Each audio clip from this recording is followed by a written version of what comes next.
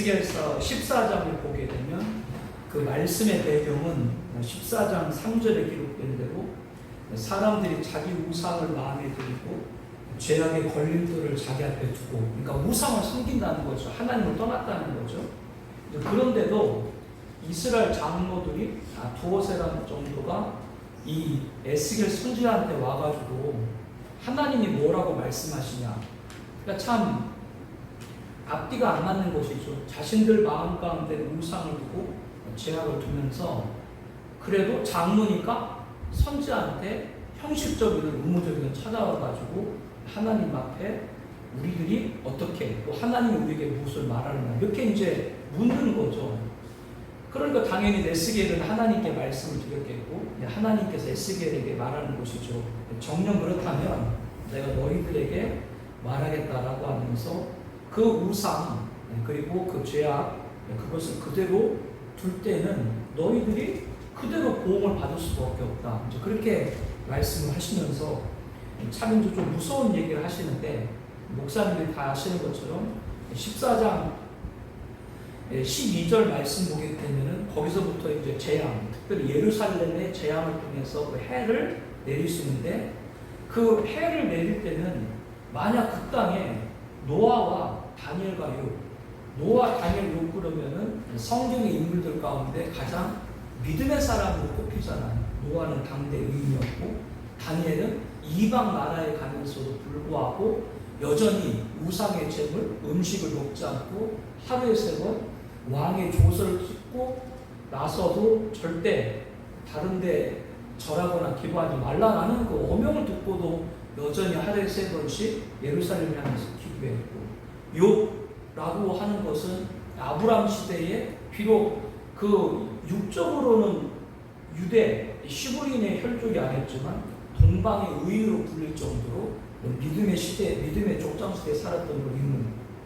그런데 하나님께서 그들에게 우상으로 인해 가지고 재앙을 내릴 때 비록 노아와 다니엘과 욥이 있을지라도 그 세 사람 밖에는 그들도 다른 사람을 구원하지 못할 것이다. 그러니까 하나님의 엄중한 심판을 말하는 것이고, 심지어는 노아와 다니엘, 욥 그들의 자녀가 있을지라도 심판하게 하나님이 정하시게 되면 그들이 그 자녀들도 건지지 못할 거예요. 이거는 이제 하나님이 재앙에 심판하시는 엄중함을 말씀하는데, 거기서 이제 4가지를 말씀하거든요. 중환불 4가지를 말하는데, 칼과 기근과 사나운 짐승과 전염병. 오전에도 말씀을 드렸습니다만은 칼이라고 하는 건 전쟁을 말하는 것인데, 문명이 발달한다고 하지만 지금 러시아, 우크라이나 전쟁에 보듯이 여전히 세계는 전쟁 중이고, 우리들에게는 그 소식이 잘 알려지지 않지만 남미라든가 아프리카에는 여전히 쿠데타가 계속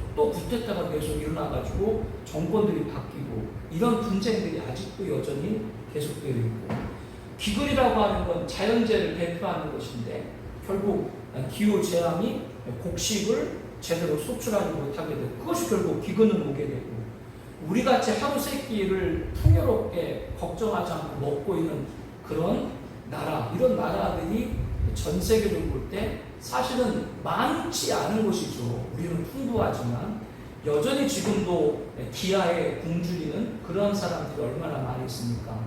그래서 기근이라고 하는 건 단순히 기근 하나만 아니라 전체적인 자연재해, 재앙.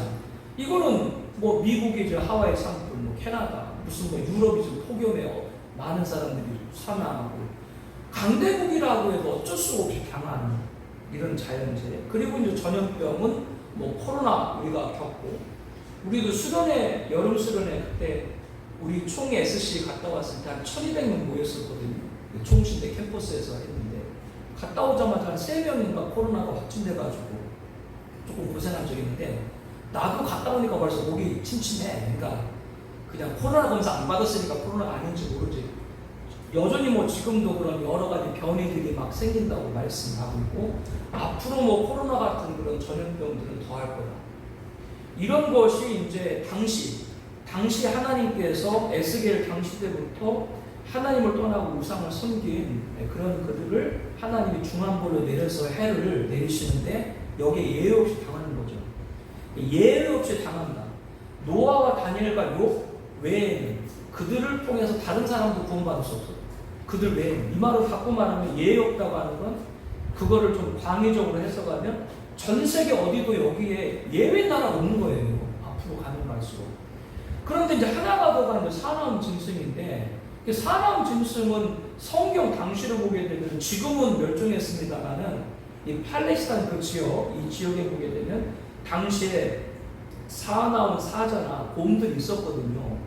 삼손 얘기를 통해서도 뭐 우리가 알 수 있듯이 이집트 같은 경우도 가서 그 박물관에 가서 이집트 옛날 그 고대 때부터 이렇게 그렸던 그림을 보게 되면은 왕들이 백성들을 위해서 직접 사냥에 나가서 사자나 이런 야수들을 잡는 그런 것이 지금도 보면 있거든요.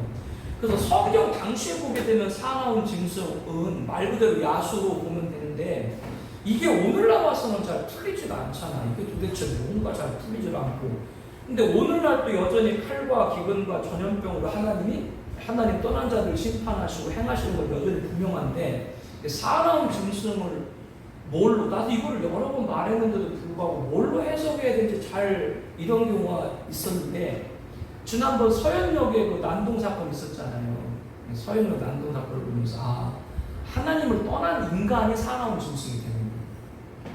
그리고 그거를 조금 더 확대해 보게 되면 전 세계 곳곳에 테러들이 막 벌어지잖아요. 막 자살 테러도 있고 막 여러 그 테러를 통해 가지고 많은 인명이 피해보는데, 그 테러를 일으키는 그 사람들, 하나님을 떠나니까 사람이 곧 그 사나운 짐승이 되는구나. 이거를 연결해 보게 되면, 계시록에 연결해 보게 되면 우리가 네 번째 말 청왕생말을 적그리스도로 우리는 보잖아요. 적그리스도를 보게 되면 거기 그대로 나오거든요. 칼이 나오고 사망, 거기 사망인데 그 사망을 두 가지로 구분해야 되는데, 그 청왕생말 나왔을 때 그의 이름이 사망이다라고 했을 때 그 사망은 말 그대로 죽음을 말하면서, 그리고 그 이후에 뒤따라온 네 가지가 있는데 그 네 가지 칼은 전쟁이고 사망이 나오는데 그 사망은 전염병 온역이에요. 이 히브리어로 된 성경을 헬라어로 번역한 70인역 있죠. 70인역. 우리가 70인역이라고 하는데 그 70인역에서는 보게 되면은 구약에 나와 있는 전염병들도 전부 사망으로 이렇게 번역하고 죽음으로 번역하고 있어요.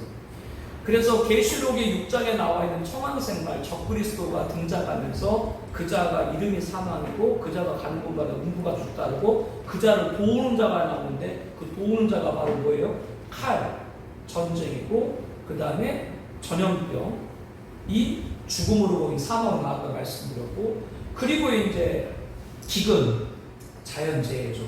그리고 사나운 짐승이 나오는데 그 사나운 짐승은 방금 제가 말씀드린 대로 적그리스도, 그러니까 지금의 자연재해라든가 전쟁이라든가 이런 모든 것들은 한쪽으로 봐서는 어떤 자의 등장 임박이다?